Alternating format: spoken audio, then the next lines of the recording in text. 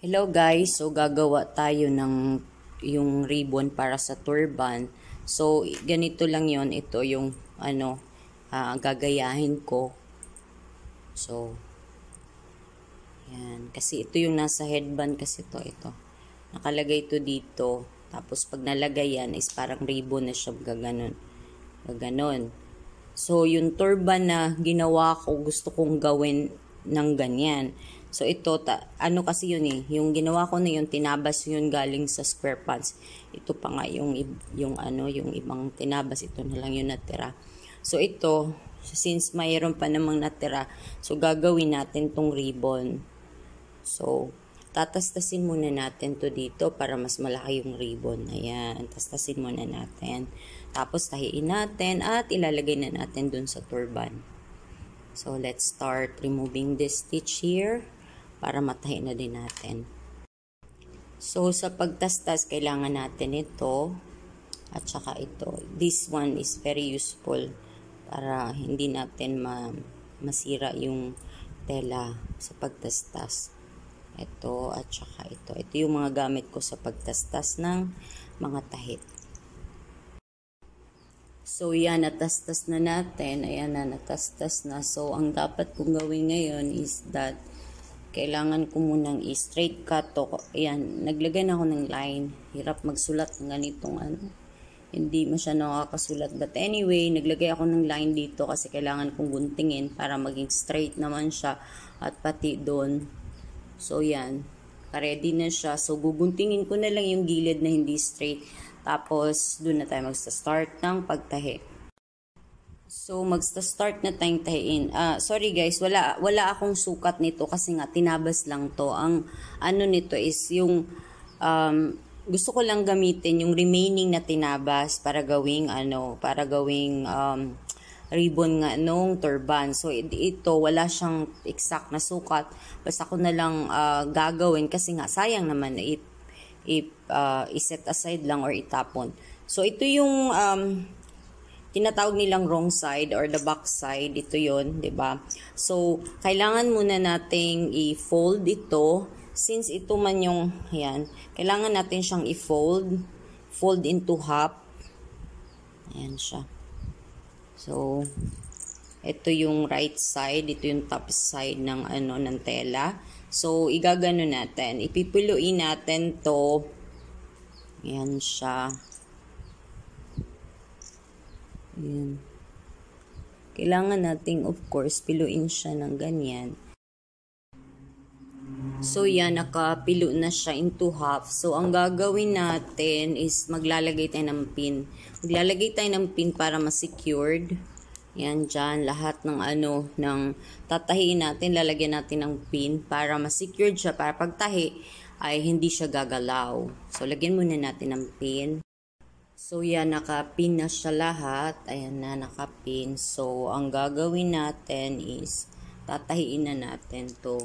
Yan, lahat yan ha, from here, yan buong yan, tatahiin natin yan buo. Yan, lahat ng side, tatahiin natin siya. Tapos, mamaya makikita natin kung paano natin siya ipupul sa labas. Ayan, kasi kailangan natin yung harap, 'di ba? So, tahiin muna natin ito, lahat ng side. Tapos, tanggalin na natin mamaya. So, ito, tapos ko nang natahi. Ayan na siya, oh. Ayan, tapos ko nang natahi yung gilid. Tapos na. Tapos ngayon, nilagyan ko ng lock. Yung zigzag, yan. Para talagang secured yung tela. Ayan na, oh. So, dito, tapos na ako dito banda. Tapos, dito na lang. Ayan, dyan na gilid. At saka dito na lang.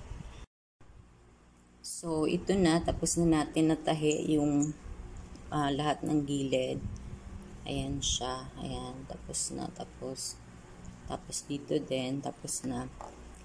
So, ito din dito.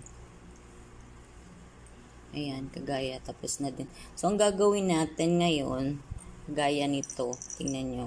Diba may butas siya dyan? So, ang gagawin natin is magbubutas tayo dito. Ayan. So, kailangan nating mag-measure muna, para makuha natin yung gitna.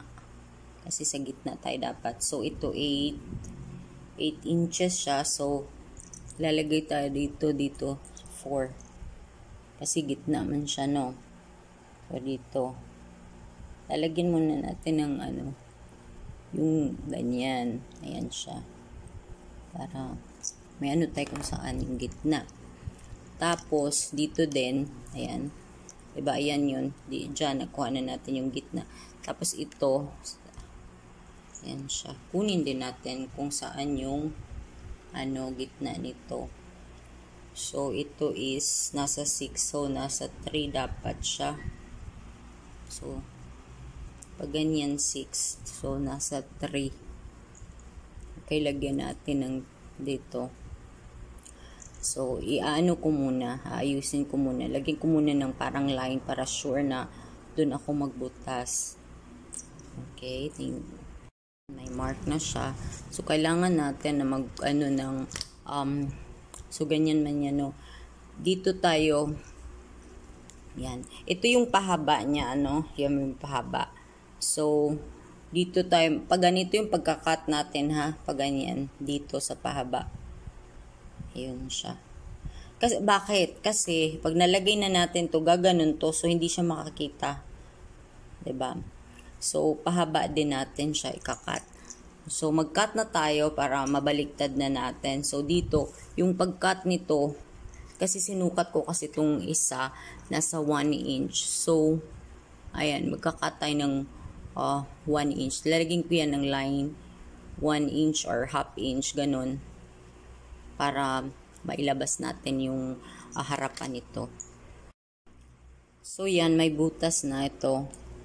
So, ang gagawin ko, hihilahin ko yung sa loob. Ayan siya, diba? So, ito yung hihilahin ko yan para lumabas yung nasa loob. So, hilahin ko muna to. Ayan siya.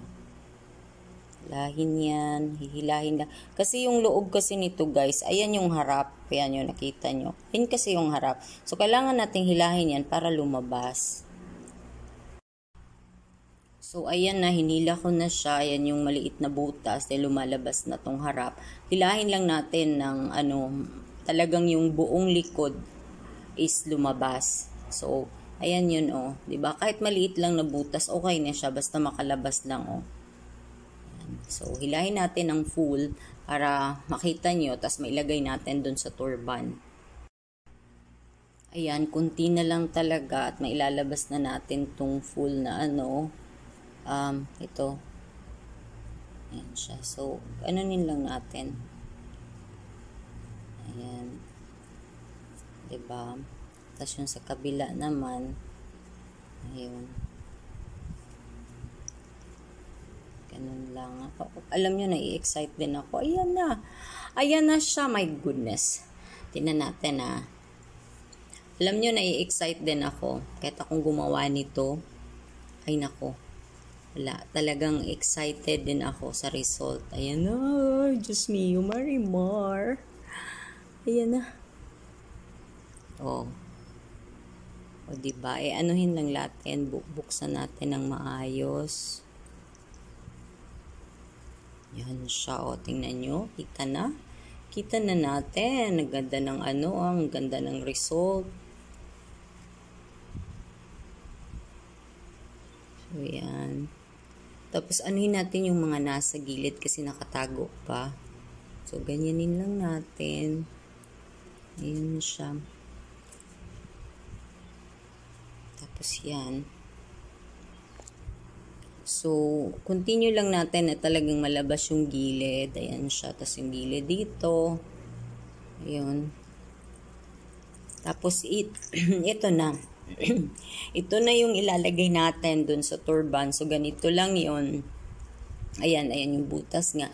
So, since ito yung may butas, so yan yung nasa likod na ilalagay. So, pag ganito to, ayan siya. So, ilalagay natin magiging ganun. Napag-isipan ko na siguro mas maganda kung lagyan ko ng tahi pag ganyan, para maganda siya, tahiin ko muna dito pag ganyan. Ayan. Para paglagay dun is may design naman. So, tahiin muna natin. Ito na yun. Naka-ready na yun sinulid.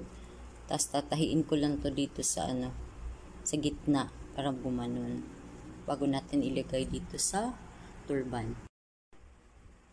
So, ito na. Natahi ko na. Pero hindi pa yan. Tapos, kailangan pa hanggang doon. So, yung pagtahi ko nito is ganyan lang. Yung ipapasok. Tapos, yan. Papasok na tapos ilalabas. Ganyan lang siya na para pag hinila natin ay mahihila. Ayan lang, ganyan lang, oh. Ganyan. Yan siya na pagtahi. Pati dito. Oh, so, tapusin natin hanggang dito sa dulo. Para paglagay natin is parang may decoration, may design na siya. So, yan, ayan. Mas maganda na, diba? Ganda na siya, oh. So, ilalagay na natin ngayon dito sa ito. Ayan. So, ito. Dito, ilalagay natin yan dyan.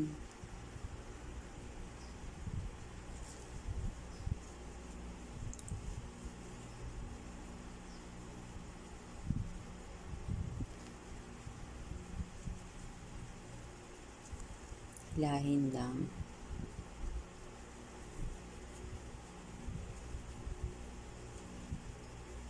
O, diba? Ayan na siya.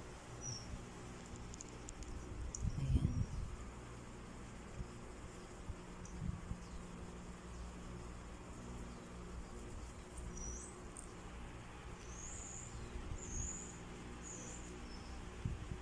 Ayan, diba? Ang ganda ng ribbon. Ayan na yun.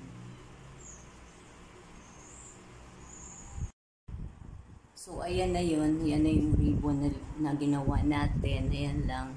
Ito yung kabuuhan ng turban. Ayan siya. O, diba? Pwede naman yung matanggal. Natatanggal yan. So, kung gusto mong mas simple, pwede mo din tanggal.